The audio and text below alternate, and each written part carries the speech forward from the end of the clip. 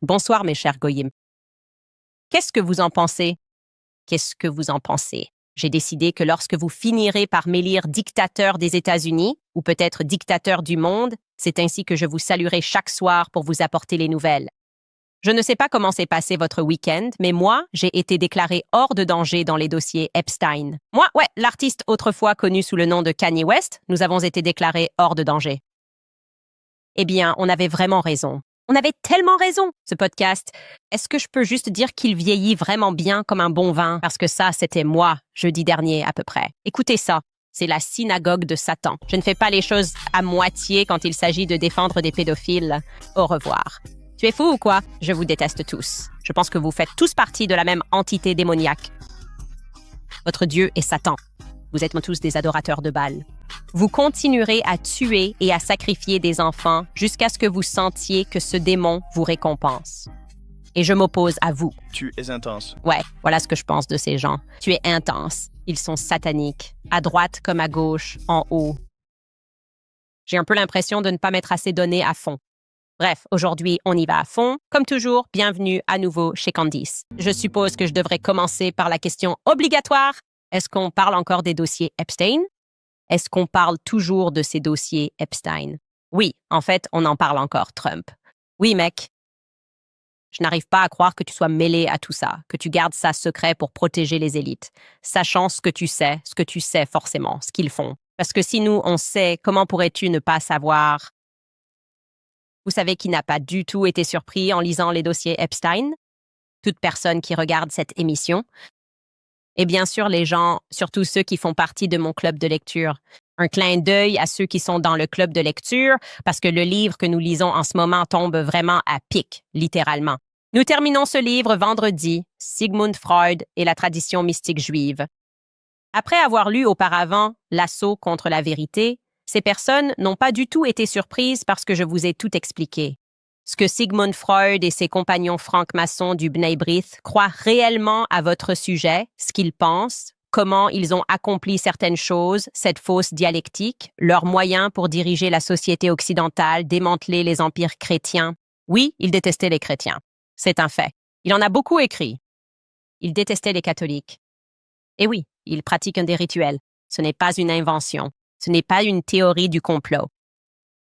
La seule conspiration, ce sont ceux qui complotent pour cacher ces faits, et maintenant, nous pouvons vraiment les regarder de haut. Et non, je veux être clair, ce n'est pas le judaïsme. Ce n'est pas le judaïsme de votre grand-mère. C'est du mysticisme occulte. C'est ainsi que cela peut se glisser à travers toutes les religions, n'est-ce pas? Aleister Crowley. Comment pouvait-on avoir l'étoile de David autrefois? Qu'est-ce que c'était? Avant 1914. C'était le drapeau du Maroc. C'est étrange, ce n'est pas une nation juive. Que symbolise-t-elle réellement? Le mysticisme occulte. C'est pour cela qu'elle est sur la couverture des livres d'Aleister Crowley. Si vous allez pratiquer la magie et les rituels. Et oui, désolé les gars, il faut se réveiller. C'est lundi, on doit vous y amener. Ils considèrent que les enfants sont une partie nécessaire de leur rituel d'initiation. Ce que je vais vous lire est en fait une citation directe de Sigmund Freud. D'accord. Une personne qui était saluée comme un héros. Nous étions au lycée et au collège, et c'est le père de la psychologie moderne. Oui, les gars, c'est un peu ça le problème. C'est justement ça le problème, en fait. Bref, pour contextualiser cela, il écrit une lettre à son meilleur ami, également la personne avec qui il avait une liaison homosexuelle et qui l'a mentoré, Wilhelm Fliess. Maintenant, je devrais passer à la partie suivante et vous dire. Wilhelm Fliess a également abusé de son propre fils, Robert Fliess. Robert Fliess en a parlé quand il a grandi. Mais Sigmund Freud écrit à Wilhelm Fliess après avoir été initié parce qu'ils attendent que tu aies 36 ans pour t'initier à la cabale occulte et mystique. Je vais vous lire ce qu'il écrit. Il fait référence à une patiente qu'il n'avait pas comprise avant son initiation, qui est venue le voir. Et elle lui a parlé de ce qu'elle avait vécu lorsqu'elle était enfant. Il écrit « Imaginez que j'ai obtenu une scène, ce qui signifie qu'une patiente en parlait à propos de la circoncision d'une fille, la coupe d'un morceau de sa lèvre. Aspiration du sang, après quoi l'enfant recevait un morceau de la peau à manger. Il avance ensuite rapidement et dit « Je rêve donc d'une religion diabolique primitive dont les rites se perpétuent en secret et je comprends la thérapie sévère des juges des sorcières. Et puis, il parle de cela. Freud sous-entend ici, soit dit en passant, que nous sommes totalement à l'abri de l'antisémitisme. Ce livre a été écrit par un homme qui était le directeur des archives Freud. Il a lu les œuvres inédites de Freud et a déterminé que, oui, Freud savait que les enfants étaient abusés à Vienne. Et il a créé une psychologie en tant que science sociale pour aider à manipuler ces enfants. C'est cela dont vous devez être conscient. Tout cela est réel. Ce n'est pas imaginaire. Ce ne sont pas des gens farfelus sur Internet qui vous disent cela. C'est tout le contraire. Et puis ce type, Jason Mason, qui écrit ce livre, écrit cela. Freud sous-entend ici que les sabbats étaient de véritables événements, faisant partie d'une religion ritualisée dans laquelle des perversions sexuelles étaient mises en scène. Donc il était conscient que cela se produisait. Et au cas où vous ne le sauriez pas, Sigmund Freud, l'histoire en arrière-plan est complètement folle, n'est-ce pas? Il a été un jour un paria dans ce cercle très fermé et pervers, le club de psychologie à Vienne, parce qu'il a dit la vérité. Il est allé à la morgue. Il a examiné des enfants qui étaient morts après avoir été horriblement assassinés et agressés sexuellement. Il a ensuite vu des patients, des enfants encore en vie, qui lui racontaient ce qu'ils avaient vécu. Et après avoir parlé à ces enfants, il avait conclu qu'ils disaient tous la vérité. Il est donc ostracisé par la communauté des psychologues. Il répond « Non, c'est vraiment en train d'arriver. Et c'est aussi incestueux. » Et ils disent « Allez-vous-en, tu ne peux pas être avec nous. Vous ne pouvez pas publier son article. Oh non, que penseraient les goyim ?» Il a effectivement publié ses conclusions.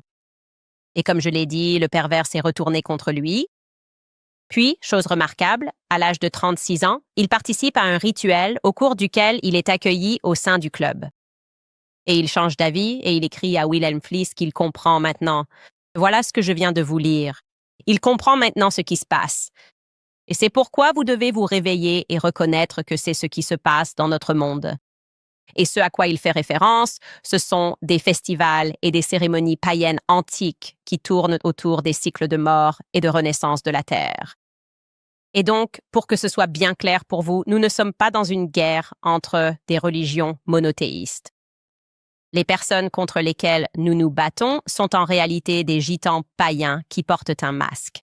Du judaïsme, je dirais, depuis la chute de l'empire khazar disparu. Les Khazars étaient une tribu turcique nomade qui a adopté le judaïsme au 8e siècle. Maintenant, Freud aussi, cette partie est importante. Nous allons en venir à ce qu'il y a dans les emails d'Epstein, parce que, franchement, si je ne vous disais pas la vérité, Freud lui-même était raciste, d'accord? Comme je l'ai dit, il faisait partie du groupe franc-maçon d'Iberet qui avait... Si vous ne savez pas ce qu'est le B'nai B'rith, il est temps de vous réveiller, surtout si vous êtes en Amérique. OK, cette loge, c'est un repère de suprémacistes juifs. Ils ont joué un rôle déterminant dans la guerre civile américaine. Ils excellent dans la création de fausses dialectiques, le Nord contre le Sud, la gauche contre la droite. Ulysses S. Grant a notoirement expulsé les Juifs de son district militaire, le Tennessee, le Mississippi, le Kentucky. Tu penses qu'il était juste, quoi? Encore un autre suprémaciste blanc. Tout le monde est juste un suprémaciste blanc. Je veux dire, encore un autre, eh bien, il l'aurait traité de suprémaciste blanc ou d'antisémite. Tout le monde est juste antisémite. Non, il disait tout ce que tu fais avec ce qu'il tramait dans ses loges B'nai B'rith, qui est ensuite devenu l'ADL après le meurtre rituel d'une jeune fille catholique nommée Mary Fagan. On ne peut plus cacher cela désormais. Je me fiche que Dennis Prager écrive une autre lettre pour dire que ce n'est pas vrai. Cette affaire n'est pas réelle. Cela s'est produit tellement de fois, aux mêmes dates, pendant la même période de fête, tout au long de l'histoire, qu'il devient ridicule de ne pas reconnaître que c'est vrai et que c'est réel. Et les dossiers Epstein nous donnent l'occasion d'en parler, d'entendre la façon dont il parle de nous à huis clos, exactement comme Sigmund Freud le faisait. C'est raciste, non? Je veux préciser que pour eux, il s'agit d'une philosophie religieuse, d'une perspective raciste, selon laquelle nous sommes des goyim, c'est-à-dire du bétail, qui sont censés être menés et dominés. J'ai dit cela à la fin de l'année dernière. J'ai dit, c'est ainsi que je suis traité parce que je ne leur obéis pas. D'où leur comportement psychotique, obsessionnel et franchement malveillant dans la façon dont ils m'ont affronté. J'essaye simplement de continuer ma vie après avoir réalisé que je ne veux pas travailler pour des psychopathes sionistes. Je n'ai tout simplement pas envie de faire ça, si ça ne dérange personne. Pour eux, c'est comparable à un esclave qui refuse de se soumettre. Comment oses-tu? Ils ressentent peut-être ce que toi ou moi ressentirions si un animal nous battait à une partie d'échecs. c'est ce qu'ils ressentent quand Candace dit simplement « je m'en vais » et que sa vie n'est pas ensuite ruinée ou détruite. Et ils continueront à publier des choses et à m'insulter. Tout ce qu'elle dit est une théorie du complot antisémite, jusqu'à ce que les emails sortent. Et Jeffrey Epstein, qui travaillait pour les Rothschild, selon ses propres dires, l'a écrit dans un email. Les Rothschild, qui s'attribuent le mérite d'avoir créé quel État-nation? Ah, c'est vrai, Israël. Israël, le même État-nation où de nombreuses femmes affirment avoir été victimes de rituels d'abus dans une forêt par des rabbins. Cela se passe à la Knesset. En ce moment, cet État-nation affirme qu'elles avaient 3 ou 4 ans lorsque cela s'est produit. Il dit « Ce sont mes patrons, les Rothschild ». Et voici une vidéo brève, mais loin d'être exhaustive, qui a été réalisée par « Je suppose que ce type doit être un goy, non ?» Goy? Regardez, goy, TikToker, anticonformiste, a monté ça. Écoutez ça. Israël s'est mentionné 2 fois plus que Donald Trump dans les nouveaux documents. Ici, il discute avec Roger Schenck, un universitaire juif américain et employé de fonds spéculatifs, affirmant que les Juifs créent d'immenses fortunes en manipulant les marchés, en créant de la spéculation financière et en exploitant la main-d'œuvre. Il dit « Laissez les goïms s'occuper du monde réel ». Lors d'une discussion avec la famille Rothschild, Epstein dit que s'il renversait le gouvernement ukrainien, il y aurait de grandes opportunités. La famille Rothschild a payé Epstein 25 millions de dollars pour certains algorithmes. Lors d'un entretien avec Peggy Segal le 7 août 2010, elle demande si l'événement sera 100% juif. Il dit que non, ils auront des goyim en abondance. Mais ne vous inquiétez pas, ce ne sont que de brillantes guêpes de JP Morgan. Joshua Finkelstein, le fils de Larry Finkelstein de BlackRock, est accusé de ne manifester aucun respect envers les non-juifs, les considérant comme des sous-hommes. Ceci provient de son ex-petite amie, Svetlana. Il la pousse à avorter. En 2017, Epstein a une conversation où il dit « Si vous voulez engager les meilleures personnes, il faut n'embaucher que des juifs. N'embaucher que ceux qui peuvent prouver qu'ils sont juifs génétiquement. » Maria Farmer, l'une des premières victimes à avoir dénoncé Epstein. Je n'avais pas le droit d'aller chercher à manger. Et quand j'ai appelé Ghislaine pour lui demander pourquoi je ne pouvais pas manger là-bas, elle m'a dit « C'est un club de golf juif. Tu n'es pas juive. Ils ne vont pas te servir. » Ils pensent sincèrement que leur ADN est supérieur à celui de tout le monde. Il a dit que leur opération était motivée par la suprématie juive. Est-ce que quelqu'un va encore dire que ce n'est pas réel? Et vraiment mauvais moment, Rob McCoy, qui a écrit une lettre publique m'accusant d'être antisémite. Peux-tu consacrer un peu de cette énergie à Israël, tes maîtres? Parce que je ne les laisserai pas être les miens. Je ne peux tout simplement pas. Je reconnais la situation pour ce qu'elle est.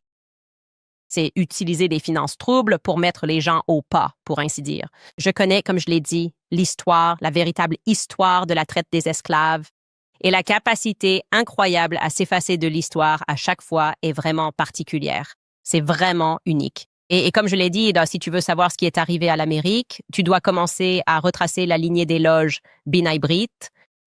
Regarde, je veux dire, probablement des livres, évidemment, que tu ne pourrais jamais lire au lycée. Vous devez commencer à mener vos recherches de manière indépendante. Les ancêtres de la famille de Ben Shapiro, B'nai B'rith, d'accord? Barry Weiss, B'nai B'rith. C'est pourquoi, lorsque vous constatez ces différences entre les Juifs, ils veulent vous faire croire, à tort, que c'est ce que font tous les Juifs. Et ce n'est pas vrai. Il y a une différence fondamentale entre un Dave Smith et un Ben Shapiro. J'ai l'impression que je pourrais arrêter de travailler. Si j'envoyais juste un message à Dave Smith en lui disant que je ne veux plus être amis ni jamais travailler ensemble d'aucune manière. Plus jamais j'ai le sentiment qu'il me laisserait simplement passer à autre chose dans ma vie. J'ai ce pressentiment qu'il ne le ferait pas. Mais on peut voir qu'il y a autre chose qui se trame. Quand il s'agit de personnes comme Barry Weiss et Ben Shia, ils ne peuvent pas laisser passer ces choses-là. Parce qu'ils se considèrent comme étant censés être au-dessus de nous, n'est-ce pas? Et ils ne critiqueront pas non plus des gens comme Jeffrey Epstein. Maintenant, au cas où vous n'auriez pas prêté attention à ce qu'on a appelé Pizzagate en 2016, pour résumer, le serveur de messagerie du DNC a été piraté. Et à partir de ces emails, ils ont été rendus publics, publiés publiquement par Julian Assange, WikiLeaks, et il y avait une quantité étrange de références à des soirées pizza, des hommes adultes, des employés du gouvernement, des hommes faisant référence à la pizza d'une manière et dans un contexte qui laissait clairement penser qu'ils ne parlaient évidemment pas de pizza au sens littéral. ayant organisé des fêtes dans des ranchs et faisant référence à la pizza. Je vais vous donner un exemple ici. Cet email a été envoyé à John Podesta. Il lui a été envoyé par une personne nommée Catherine Tate. Ce sont des messages très anciens, évidemment, sinon nous aurions caché son adresse email. Elle écrit « Salut John, l'agent immobilier a trouvé un mouchoir. Je pense qu'il y a une carte dessus qui semble liée à la pizza. Est-ce le tien? Ils peuvent te l'envoyer si tu veux. Je sais que tu es occupé, alors n'hésite pas à ne pas répondre si ce n'est pas à toi ou si tu n'en veux pas. Aussi, des commandes étranges et spécifiques de pizza et de hot dog. C'était le début de tout ce scandale qu'ils ont essayé de minimiser et de faire passer pour de la folie. Eh bien, je devrais vous le dire, le FBI a déjà officiellement reconnu que pizza est utilisé comme mot de code parmi les pédophiles. Donc ce n'est pas une illusion, c'est réel. Aucune théorie du complot nécessaire? Les emails d'Epstein, les gens s'y replongent. Que devons-nous penser de ces plus de 900 emails faisant référence à la pizza de façon concrète? Vous pouvez les consulter vous-même. D'accord. Bien sûr, il y a aussi les emails de Jeffrey Epstein, certains emails que nous ne verrons jamais et des photos que nous ne verrons jamais non plus. Concernant des meurtres, le fait de tuer des gens, des appels à tuer des gens, je suis sûre qu'ils vont trouver une explication à cela. Tout le monde plaisante tout le temps, en fait. En réalité, Todd Blanche s'est déjà exprimé et il a dit qu'il nous épargnait les vidéos, donc nous devrions simplement supposer qu'il existe des vidéos explicites liées à la mort, d'après sa déclaration. Et je vais maintenant passer à un exemple d'email très étrange qui a été couvert par James Lee. Écoutez ceci. Pourquoi ce nom est-il caviardé? On pourrait penser que le DOJ voudrait enquêter sur quelqu'un qui a envoyé un email à Jeffrey Epstein disant, je cite, « Je t'autorise à le tuer ». Ça s'appelle en OE. Eh bien, heureusement pour nous tous, le DOJ est nul dans son travail. Et il existe en fait une autre version de cet email qui est moins caviardée, ou plus précisément mal caviardée. Regardez ça. « Je t'autorise à le tuer ». Apparemment, il est avec Olga. Il t'a menti. Il m'a menti. Et on peut à peu près deviner ici que le nom est Susan Hamblin. Voici une image améliorée. On peut lire juste ici Susan Hamblin. Alors, qui est Susan Hamblin? Eh bien, il s'avère qu'elle est conseillère financière et fondatrice de l'agence d'adoption Kids to Families. Il semble que l'agence n'existe plus, mais j'ai pu trouver cette archive sur la Wayback Machine. À ce stade, nous ne savons toujours pas qui est Olga, mais selon certains reportages, il est dit que la seule fois où ce nom a été mentionné dans l'affaire Epstein, c'est lorsque son ancien avocat Alan Dershowitz a raconté avoir reçu un massage d'une femme du même nom chez Epstein. Fait intéressant, il y a quelques années, Susan Hamblin a poursuivi News Group Newspapers, l'éditeur du Sun, qui avait publié cela, que Susan Hamblin avait manipulé et procuré une jeune femme de 16 ans pour qu'elle soit abusée sexuellement par Epstein, et lui a dit qu'Epstein la tuerait, elle et sa famille, si elle révélait à quiconque ce qu'Epstein avait fait. Depuis, ils ont retiré ces articles et accepté de lui verser une compensation substantielle. Mais on peut voir une certaine Sue Hamblin sur cette photo avec Jeffrey Epstein la décrivant comme étant sa prétendue assistante, ainsi que sur cette photo d'elle quittant l'appartement new-yorkais de Jeffrey Epstein, où elle est présentée comme une confidente de longue date. Il se passe beaucoup de choses ici, mais la leçon à retenir est que le ministère de la Justice veut nous cacher toutes ces informations. Mais heureusement, Internet est toujours invaincu. J'adore aussi le fait qu'il porte un uniforme de la CIA. T-shirt. James, excellent travail. Tant de journalistes indépendants, heureusement. Sinon, tout cela aurait été enterré. Je veux dire, si vous regardez ce que le public essayait de dire, ils ont même essayé de réhabiliter certaines de ces personnes. Alan Dershowitz, c'est incroyable que cet homme a côtoyé tant de personnes comme Mark Levin et, bien sûr, Bari Weiss, toujours les défenseurs inconditionnels d'Israël. Rien à voir ici, rien à regarder. Les gens, cela est devenu viral ce week-end. Les gens ont eu raison de revenir en arrière et d'examiner. Ben Shapiro, encore une fois, travaillant assidûment, comme il l'a fait avec Pizzagate, pour dire aux gens d'ignorer les emails d'Epstein parce qu'il avait des sources. Et tout ce que nous avions besoin de savoir était déjà sorti. Écoutez ça. Elle est sortie en affirmant qu'il y avait des dizaines de milliers d'heures d'enregistrement. Il y en a d'ailleurs, mais il s'agit de pornographie infantile. La raison pour laquelle le FBI ne les publie pas, c'est parce que ces enregistrements n'incluent pas de mineurs avec des tiers sur l'île d'Epstein. Ce n'est pas ce que sont ces enregistrements. J'ai aussi des sources au sein du gouvernement fédéral qui couvrent cette affaire et ont vu les documents. Ces enregistrements ne sont que de la pornographie infantile. C'est tout. C'est ce qu'ils sont. C'est pourquoi le FBI ne les publie pas. En ce qui concerne la liste Epstein, ce que mes sources m'ont dit, c'est qu'il n'existe pas de liste Epstein. En fait, il y a un carnet noir des contacts de Jeffrey Epstein. Et la grande majorité de ces contacts sont déjà connus publiquement. C'est pour cela que vous connaissez des noms comme le Prince Andrew ou Alan Dershowitz, ou certains des noms qui ont été mentionnés ici. Selon le DOJ et le FBI, et encore une fois, c'est public, il n'y a aucune preuve que l'un de ces tiers ait fait venir des filles victimes de trafic. Ce n'est pas une preuve qui a été clairement présentée, en tout cas au DOJ ou au FBI. Voici donc Tucker, affirmant ensuite qu'il s'agissait en réalité du Mossad. Encore une fois, sans preuve, rien de surprenant. Bien sûr, c'est là que Tucker se rendait. Cette rumeur qui circule beaucoup sur Internet est dénuée de preuves. Vous dites que le Mossad était en fuite. Jeffrey Epstein. Quand je dis sans preuve, je veux dire sans preuve. Naftali Bennett, l'ancien premier ministre israélien, a déclaré « En tant qu'ancien premier ministre israélien, avec le Mossad qui me rendait directement compte, je vous affirme avec une certitude absolue que l'accusation selon laquelle Jeffrey Epstein aurait travaillé d'une manière ou d'une autre pour Israël ou le Mossad et aurait dirigé un réseau de chantage est catégoriquement et totalement fausse. Cette accusation est un mensonge colporté par des personnalités en vue sur Internet, comme Tucker Carlson, qui prétendent savoir des choses qu'elles ignorent. Et en fait, j'ai relancé l'ancien premier ministre Naftali Bennett, et ce qu'il m'a dit, c'est que le Mossad n'a pas été actif aux États-Unis, ni contre les États-Unis, depuis l'affaire Jonathan Pollard de 1987, lorsqu'un sous-traitant de l'armée américaine, qui travaillait en réalité pour la marine, a révélé des informations classifiées au gouvernement israélien. Poursuivi par Washington, il fut emprisonné pour 30 ans sans rien voir. C'est Hilarant. Et depuis lors, Israël n'a plus espionné les États-Unis avec le Mossad. D'accord, les gars. Voilà, c'est tout. Il le fait sans sourciller. C'est comme... Bon, de toute façon, les gars, il y a des millions de femmes, mais même pas la peine. C'est comme si le Mossad n'avait rien fait du tout. Je sais que ça paraît bizarre parce que Bibi est toujours là ou peu importe, et on dirait qu'on suit toujours leur avis partout. Mais le Mossad, comme ils l'ont dit à l'époque, ils étaient genre « je me pose ». Et ils n'ont absolument rien fait ici. Je sais que ça peut donner cette impression. Myriam Adel a dit qu'elle ne connaît même pas leur nom. Elle ne sait même pas qui ils sont, en fait. Elle fait ses affaires et elle donne 200 millions de dollars à Trump, mais ça n'a rien à voir avec le Mossad. Je voulais juste vous apporter ce rapport stupéfiant de Ben Shapiro. Merci pour ces éclaircissements, Benjamin. Nicki Minaj s'est également emporté dans une série de tweets après qu'il a été révélé que Jay-Z était mentionné dans l'un des emails. Maintenant, je vais attendre d'avoir un peu plus d'informations concernant cet email, car je ne veux pas être le premier à publier. Parce qu'ils disent maintenant que certains de ces emails sont arrivés plus tard, lorsque les gens ont alors été autorisés à inonder le FBI de signalements.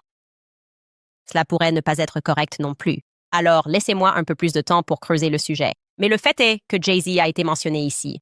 Et c'était dans le contexte d'être avec Harvey Weinstein en train de regarder quelqu'un se faire agresser. J'aurais certainement plus d'informations à vous donner. Et en gros, beaucoup de gens ont eu raison de se désabonner de Jay-Z. Je ne suis plus fan de Jay-Z depuis très longtemps. C'est très évident. Il nous a vendus aux fédéraux. Il travaille clairement pour les fédéraux. J'ai toujours pensé que la personne qui s'est manifestée et a été honnête sur ce qui se passait avec Diddy est casse. En parlant de la façon dont les fédéraux traitent avec les rappeurs, ils leur donnent des tonnes d'argent et ensuite ils font entrer de la drogue. Ça m'a juste semblé être la chose correcte. Mon intuition concernant Jay-Z, c'était évidemment ce dans quoi il était impliqué. Et donc oui, Nicki Minaj avait beaucoup de choses à dire parce qu'elle se sent en quelque sorte justifiée à bien des égards. En parlant de la façon dont fonctionne l'industrie du hip-hop, que tu dois t'impliquer dans beaucoup de ces choses, et si tu ne le fais pas, ils vont essentiellement te mettre sur liste noire. Et tu sais quoi? Il a parlé de la façon dont tu te fais blacklister dans l'industrie. Il était évidemment trop fatigué et n'est jamais arrivé à écrire ses tweets qu'il comptait publier parce qu'il était très fatigué et qu'il avait besoin d'une sieste. Mais il était sur le point de s'en prendre à tout un tas de personnes qui faisaient ce blacklisting. Et je crois vraiment que Jay-Z fait partie de cela. Comme je l'ai dit, pour moi, ça relève du bon sens et je pense que d'autres choses vont sortir et des gens arrêtent de le suivre. Bref, voici ce que Nicki Minaj avait à dire. Elle a écrit « Votre artiste préféré pratique des rituels. Dans une secte satanique où ils prennent des bébés d'autres pays pour les mutiler et les tuer comme forme de sacrifice de sang à leur dieu. Vous voyez, quand votre maître est Satan, vous devez constamment verser du sang. Cependant, la mascarade est terminée. » Et oui, elle n'est pas la première personne à Hollywood à dire ça. Je veux dire, à chaque fois qu'on vous montre des choses, même quand on vous a montré l'activité du CERN qui se passait, que quelqu'un a filmé. Ils sont juste sortis en disant « Oh, on faisait semblant ». C'était juste pour s'amuser. C'est ce que les scientifiques font. Ils se déguisent au milieu de la nuit et font semblant de poignarder des femmes devant une statue de Shiva. C'est à peu près ce qu'ils nous ont dit à propos du CERN. Je ne sais juste pas combien de choses on peut encore nous mettre sous le nez avant qu'on se réveille et qu'on réalise. Ces gens nous gouvernent et ils gagnent quand on se bat les uns contre les autres. C'est tout simplement la réalité. Je ne vois vraiment pas comment on peut avoir énormément de succès à Hollywood et ne pas faire partie du club, car Hollywood a été fondé sur ce principe. Hollywood Babylone. Nous vous en avons parlé. Dans notre club de lecture, ils ont littéralement importé des gens de Vienne, là où travaillait Sigmund Freud ou ses disciples. Ils les ont importés et ils en ont fait des directeurs, ils en ont fait des acteurs, ils en ont fait des actrices. Et on leur a confié la mission de détruire le christianisme, tout comme ils le faisaient sur le continent européen. Je n'ai pas le temps de vous parler de la Seconde Guerre mondiale. Supposez simplement que tout ce qu'ils vous ont dit est faux et à l'envers. Ils mentent sur ce qui s'est passé hier. Ils ne nous disent certainement pas la vérité sur ce qui s'est passé pendant la Seconde Guerre mondiale. Et franchement, je me fiche de la façon dont vous m'appelez. Il est temps que tout le monde se réveille. Et évidemment, nous n'obtenons pas tous ces dossiers. Ils protègent énormément de gens. Le fait que vous ne puissiez pas trouver, par exemple, les Adelson ici est complètement ridicule. Des personnes qui sont encore au pouvoir, comme leurs agents actifs en Amérique aujourd'hui, sont toutes protégées, ce qui rendait d'autant plus intéressant de voir qu'ils ont en quelque sorte sacrifié Peter Thiel. C'était intéressant. Comme je l'ai dit, on peut retracer tout cela à travers la politique, Hollywood, l'occultisme juif, les mystiques occultistes juifs qui ont créé ces industries.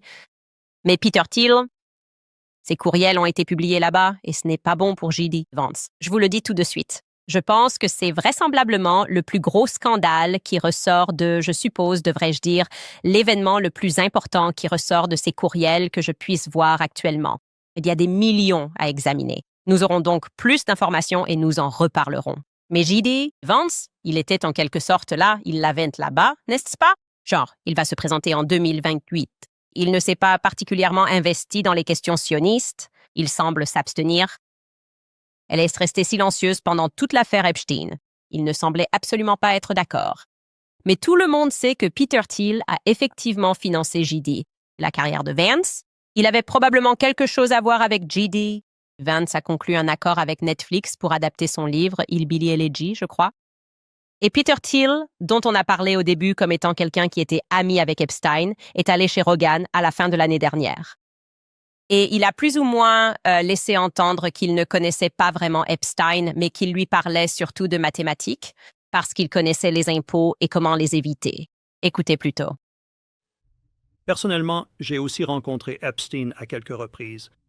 Et je pense que, honnêtement, Comment as-tu été présenté? c'était Reid Hoffman, dans la Silicon Valley, nous a présenté en 2014. Mais c'était essentiellement ça. Et je n'ai pas vérifié, je n'ai pas posé assez de questions à ce sujet. Quand on te l'a présenté, comment t'a-t-on parlé de lui? On le décrivait comme l'un des plus grands experts mondiaux en fiscalité. Intéressant. Et j'ai probablement que c'était ma faiblesse morale que j'ai.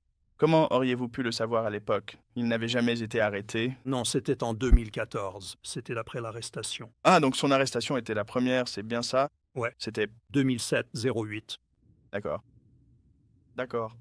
Et ainsi, Mais, vous savez, vous supposez qu'il n'a pas passé autant de temps en prison. droite. Ce n'était probablement pas aussi grave que ce qui avait été prétendu. Il y avait certainement l'illusion qu'il y avait toutes ces autres personnes en qui j'avais confiance. Red, qui nous a présenté, et tu sais, c'est lui qui a lancé LinkedIn, il était, tu sais, peut-être trop concentré sur le réseautage professionnel. C'est ça. Mais je pensais qu'il avait toujours eu un bon jugement concernant les gens. Quand tout a éclaté et qu'Epstein s'est fait arrêter une deuxième fois, tu t'es dit, eh ben voilà, J'y ai pensé. J'y ai beaucoup réfléchi, en conséquence. Ouais. oui, j'en suis sûr. Et il y a vraiment réfléchi, car il envoyait beaucoup d'emails à Jeffrey Epstein, le rencontrait souvent. Ça donne clairement l'impression qu'ils étaient très proches, l'invitant sur l'île. En gros, ce type va être là. Il vient d'Europe. D'ailleurs, tu devrais venir ce week-end. Ils étaient ensemble partout à New York, se contactant sans arrêt. Ça ne donne pas une bonne image. Il ne fait aucun doute que ces deux-là étaient amis et je n'accepte pas que la personne qui, en gros, nous espionne tous ait un accord avec l'armée. Palantir, d'ailleurs, il faut le préciser. Aussi, les gars de Palantir ont été envoyés à la base aérienne de Fort Huachuca en juillet. On en parlera plus tard.